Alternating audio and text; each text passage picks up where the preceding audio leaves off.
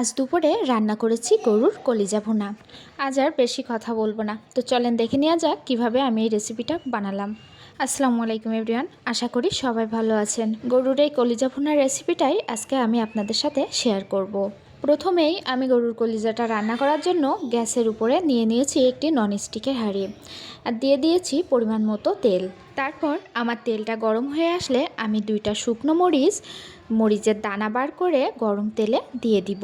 শুকনো মরিচের দানা আর মরিচটা যতক্ষণ না পর্যন্ত লালচে খয়েরি ভাব আসছে ততক্ষণ আমি নাড়াচাড়া করব। তারপর দিয়ে দিব দারচিনি, লবঙ্গ আর এলাচ। এবার এগুলো একটা বাদামি ভাব চলে আসলে দিয়ে দিব পেঁয়াজ কুচি আর কাঁচা ঝাল কুচি। দিয়ে পেঁয়াজটা আমি ততক্ষণ পর্যন্ত নাড়াচাড়া করব যতক্ষণ না পেঁয়াজে একটি লালচে লালচে বাদামি কালার আসে।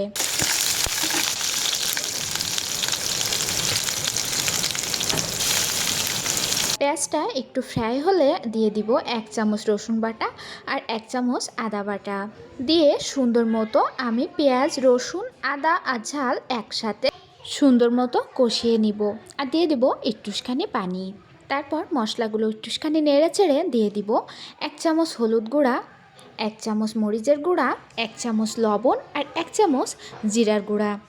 দিয়ে আমি মশলাগুলো সুন্দর করে কষাতে থাকবো।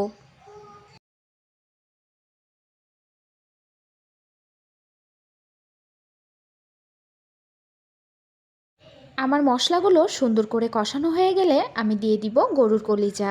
গরুর কলিজাটা একটু নেড়ে চেড়ে দিয়ে দিব 2টা আলু। কলিজার আলুগুলো ঠিক যেমন সিঙ্গাড়ার ভিতরে আলু থাকে ঠিক তেমন করে দিতে হবে, কিন্তু সাইজে একটু বড় রাখবেন।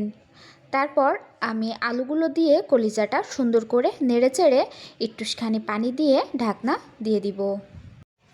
এবার 5 থেকে 6 মিনিট পর ঢাকনাটা ওঠানোর পরে দেখেন আমার কলিজাটার কত সুন্দর একটা কালার চলে এসেছে। তারপর আমি আবারও 5 থেকে 7 মিনিটের জন্য ঢাকনা দিয়ে দিব। তারপর 5 থেকে 7 মিনিট পর ঢাকনাটা উঠিয়ে দেখেন আমার পানিগুলো সব টেনে নিয়েছে আর তেলটা ছেড়ে দিয়েছে। এবার আমি কলিজাটা সুন্দর করে কষিয়ে নিব। তারপরে দিয়ে দিব পরিমাণ মতো পানি। দিয়ে 10 থেকে 15 মিনিটের জন্য আমি হাঁড়ির ঢাকনাটা আবার দিয়ে দিব। 10 থেকে 15 মিনিট পর আমি ঢাকনাটা উঠালাম। দেখেন আমার কলিজা ভুনাটা হয়ে গিয়েছে। যেহেতু আমি আলু দিয়ে কলিজাটাকে ভুনা ভুনা করেছি এজন্য একটু ঝোল ঝোল রেখে দিব। ফাইনালি আমার রান্না ডান। আমার রেসিপিটি ভালো লাগলে অবশ্যই লাইক, কমেন্ট, শেয়ার করে আমার পাশে থাকবেন। আর এভাবে গরুর কলিজাটা রান্না করলে খেতে অনেক সুন্দর হয়, খেতে অনেক মজা হয়। আল্লাহ হাফেজ সবাইকে।